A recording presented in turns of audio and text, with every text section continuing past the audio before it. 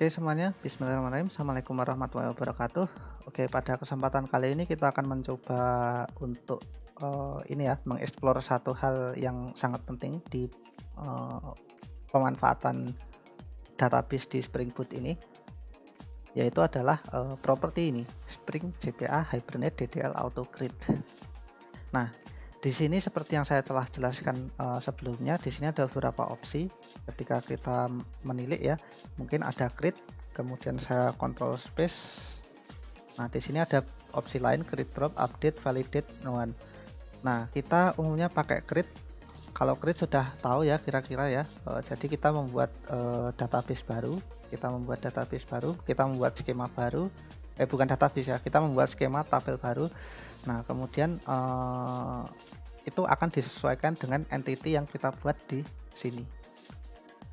Jadi si entity yang ada di sini akan berasosiasi dengan tabel di sini, akan termapping ke database, dan sebaliknya juga nanti ketika kita proses retrieve dan sebagainya kita akan menggunakan itu juga. Kita akan menggunakan entity kelas itu juga. Nah,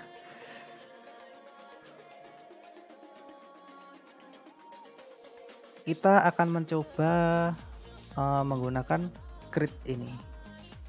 Pertama-tama mungkin saya hapus dulu biar lebih jelas. Kita akan coba mengulik satu persatu ya nanti ya, mengulik satu persatu properti tersebut karena ini cukup penting. Saya klik studentnya, saya klik DB latihan, kemudian saya drop. Oke, tabelnya sudah hilang. Saya refresh, kosong, nggak ada tabel sama sekali. Apa yang terjadi ketika saya start, ketika saya run? Ketika di run menggunakan konfigurasi create,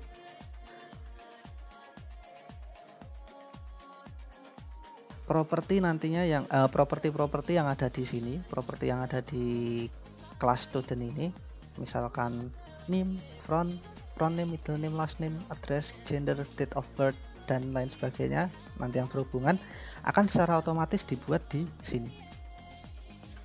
Kita refresh ya, akan kita secara otomatis akan terbuat di server database. Nah, di sini dibuat baru, kita klik. Nah, kita lihat strukturnya. Ini akan mengikuti struktur yang ada di sini. Jadi akan saling berasosiasi. Ini akan saling berasosiasi. Strukturnya pasti sama. Saya tekankan strukturnya pasti sama.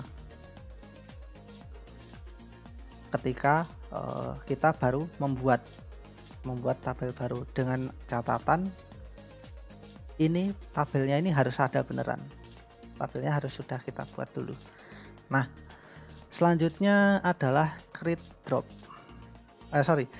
Kita demonstrasikan dulu. Misalkan ini masih create ya, ini masih create. Kita demonstrasikan dengan sebuah contoh terlebih dahulu. Misal kita meregistrasi siswa baru, kemudian kita send. Oke, registrasi siswa baru telah sukses. Kita cek di sini. Kemudian di browse F5. Nah, ternyata di tabel ini tadi, di tabel baru tadi, tabel student tadi, ternyata ada data baru yang berhasil kita masukkan melalui Postman. Oke. Nah, dari sini kita coba lagi, mestinya kita coba lagi. Tadi ada data baru masuk ya. Kemudian kita coba rerun lagi dengan konfigurasi yang sama. Create. Kita rerun lagi, stop and rerun. Kita tunggu apa yang terjadi. Seharusnya sih jadi kosong gitu. Seharusnya jadi kosong. Kenapa? Karena create ini nanti istilahnya itu akan membuat skema baru dan mendestroy data yang sudah ada. Dia akan menghapus data-data yang sudah ada. Jadi skemanya akan dibuat ulang. Kita cek ya, tadi ada data ini ya. Sekarang setelah kita rerun, kemudian kita refresh, apa yang akan terjadi? Nah, hilang. datanya hilang, skema barunya juga terbuat. Skemanya sama seperti sebelumnya, tapi ini dibuat ulang, posisinya dibuat ulang. Oke, ini adalah create. Nah, bedanya dengan create drop apa? Kita cek create drop.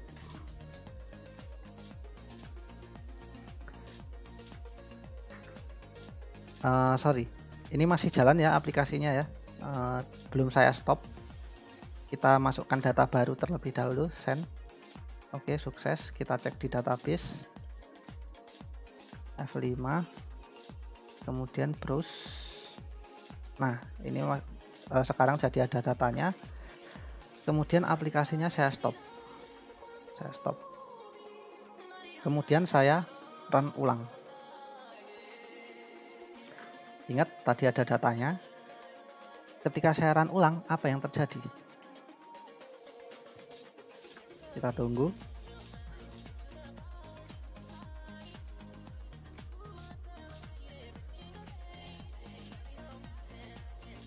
Oke, Tomcat started on port 3000. Oke, kita cek kembali F5.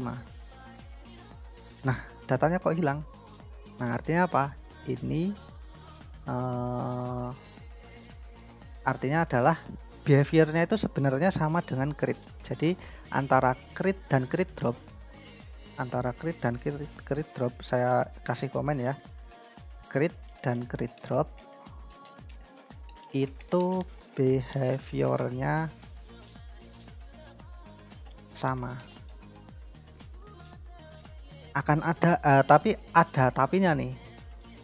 Sebenarnya Spring Boot ini di dalamnya ada Hibernate, dan Hibernate itu yang akan berhubungan dengan instansiasi yang akan berhubungan dengan database, konfigurasi database yang kita punya. Dalam hal ini mungkin ini ada data source dan lain sebagainya gitu ya, properti database lah pokoknya yang akan berhubungan dengan itu. Nah, create drop ini spesialnya di mana? Spesialnya adalah dulu ketika sebelum ada Spring Boot yaitu Spring doang. Nah, ini Spring Framework ya. Dulu ketika masih ada Spring Framework, create drop ini kita bisa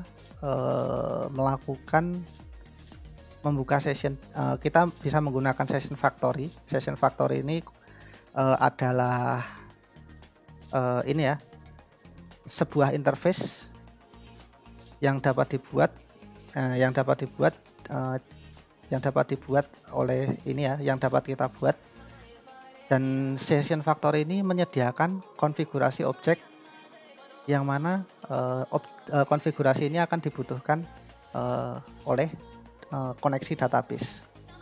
Jadi ini akan berhubungan, session factory ini akan berhubungan dengan database, instansiasi database yang akan dikaitkan dengan program kita gitu. Nah, ketika masih Spring Framework, ketika kita pakai Spring Framework bukan Spring Boot, nah itu kita harus mendefinisikan ini secara manual. Jadi kita mendefinisikan session itu harus secara manual. Kita harus buka session, kemudian nutup session lagi, buka session, nutup session lagi. Nah, permasalahannya apa? Ketika kita menutup session secara manual, si create drop ini akan menggunakan behavior yang berbeda. Nah, ini catatannya. Create drop itu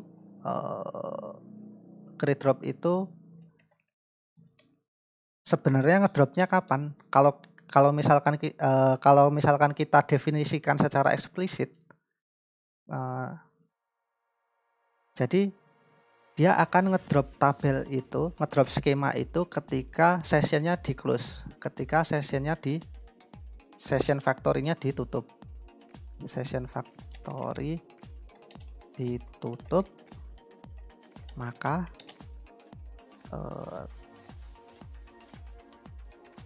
skema akan di drop,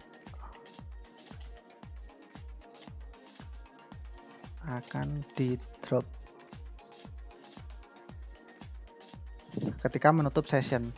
Tapi karena kita pakai Spring Boot ini sessionnya sudah di handle. secara otomatis, jadi kita tidak perlu nge-open session kemudian nge-close session, itu nggak perlu. Nah, jadi di sini nggak akan kelihatan gitu perbedaannya apa. Tapi kalau kita pakai Spring Framework baru itu kelihatan bedanya. Jadi ketika session faktornya ditutup, maka skema database-nya akan hilang. Seperti itu. Nah, oke, ini adalah create drop. Selanjutnya, ini saya hapus dulu ya catatannya ya. Selanjutnya adalah apa ya? Yang belum update. Update. Oke. Nah, update ini sebenarnya fungsinya buat apa? Misalkan kita punya entity nih, misalkan kita punya entity student. Kemudian kita belum puas dengan atribut yang ada saat ini, atribut-atribut yang ada dengan atribut yang ada saat ini. Kita pengen menambahkan atribut yang lain gitu. Kita pengen menambahkan atribut yang lain. Kita cek dulu di sini. Oke. Kita pengen menambahkan atribut yang lain. Add column misal ada name-nya. Kemudian name-nya ini kita ganti dengan apa ya? Yang belum ada apa? Student surname. Nama panggilan surname. Oke, kayak gini. Nama panggilan, kemudian private string surname. Kemudian kita buat setter dan getternya. Klik kanan di sini. Ingat, ini di kelas ini ya. Ini di kelas student. Ketika kita ngecek di database, ini belum saya run ulang ya. Ketika kita ngecek di database, kemudian masuk ke structure, di sini belum ada sama sekali atribut surname. Nah, ketika kita mencet update, ketika kita mendefinisikan di sini update, maka skema lama akan tetap dipakai. Jadi skema yang lama akan tetap dipakai, hanya saja akan muncul nanti kolom baru yang berhubungan dengan surname ini. Kita rerun ya, klik, kemudian stop and rerun. Harusnya nanti di tabel akan muncul satu kolom lagi dengan nama rerun, dengan nama kolom rerun. Kita tunggu. Oke, started. Kita cek. Nah, awalnya seperti ini ya. ID, address, date of birth, front name, gender, last name, middle name, name, nggak ada surname. Kita refresh F5. Apa yang terjadi? Nah, muncul atribut baru, muncul kolom baru, surname. Di sini akan muncul surname. Nah, seperti itulah fungsi dari update. Jadi dia akan mengupdate skema yang sudah ada. Ketika kita menambahkan kolom baru, ketika kita menambahkan atribut baru di kelas entity, maka secara otomatis dengan menggunakan skema update, di sini akan ditambahkan baru lagi. Di table akan nambah atribut baru lagi, akan nambah kolom baru, seperti itu. Nah, selanjutnya yang terakhir yang belum saya bahas adalah validate. Oh, ada dua lagi ding, ada validate sama known. Validate, oke, kita ganti validate. Nah, validate ini fungsinya buat apa? Nah, ini saya kasih contohnya aja. Misal kita pengen nambah ini ya, jenis kelamin sudah ada. Oke, misal warna kulit gitu, kolom, nggak penting banget ya. Tapi nggak apa-apa lah, cuman contoh doang. Oke, skin color. kok kayak rasis gitu ya? Enggak lah. Ini cuma contoh aja. Oke.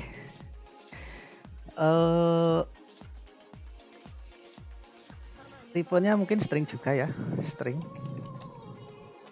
Kemudian di sini skin color kita buat setter getternya. Klik kanan, generate setter getter skin color. Oke, nah apa yang akan terjadi? Kita awalnya melihat seperti ini ya, ID, address, date of birth, front name, gender, last name, middle name, name, dan surname. Nah selanjutnya ketika kita run, oke, kita run ulang, klik, saya ulangi lagi, kita run ulang, dengan catatan kita sudah menambahkan atribut baru ini, kita run ulang, stop and rerun.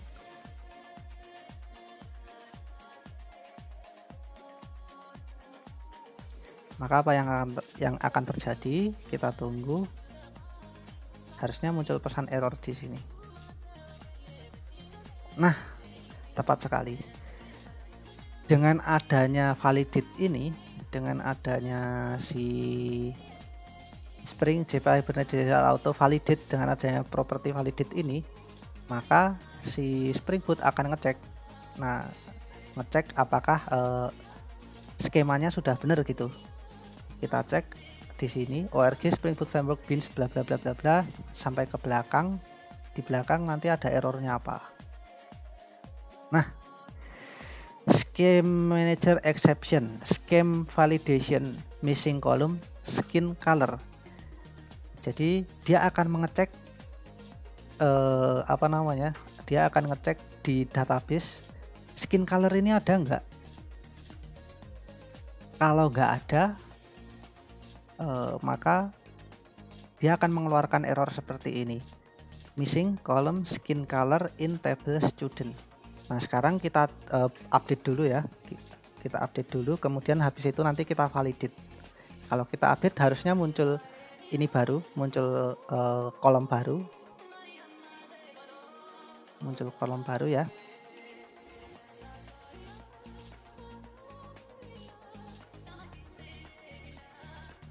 Kita cek masih seperti ini. Sudah run belum? Oh sudah. Kita cek di sini, kemudian kita refresh F5. Nah kan ada skin color ya. Ketika kita ganti validate, ketika di projectnya kita ganti validate, apa yang akan terjadi adalah validate. Kemudian kita rerun.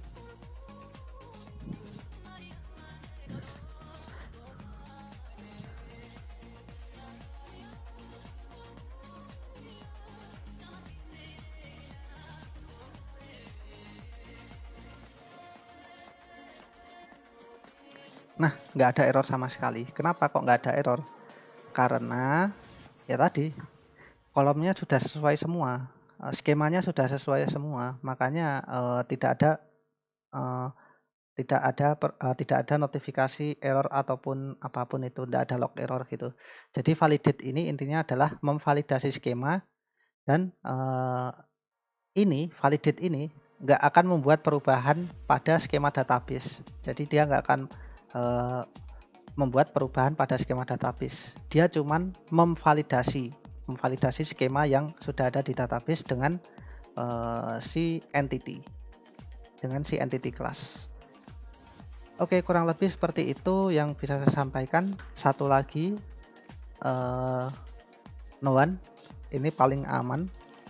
Jadi dia akan mendisable DDL handling ya. DDL handlingnya akan di-disable. DDL itu apa? Jadi DDL itu data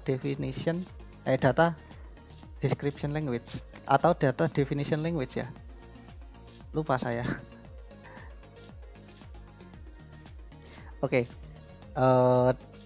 DDL itu data definition language. Seingat saya itu apa aja? Itu adalah create, kemudian alter, drop, rename, truncate, comment. Jadi ini paling safe. Ketika kita membuat project baru, kita pakai create. Kemudian ketika kita ingin memvalidasi, kita pakai validate. Kita pengen mengupdate tabel, kita pakai update, mengupdate skema pakai update. Kemudian kalau misalkan kita pengen nggak ada perubahan apapun, nggak terjadi apapun, tidak akan terjadi operasi DDL, data definition language, seperti create, alter, drop, rename, truncate, dan comment ataupun apapun itu. Nah, ini kita ganti no one. Jadi hanya yang berfungsi nanti hanya DML saja, data mining language. DML itu apa aja? Kalau masih ingat, ada select, ada insert, ada update, ada delete, ada merge, ada call, ada explain plan, ada log table, ada apa ya?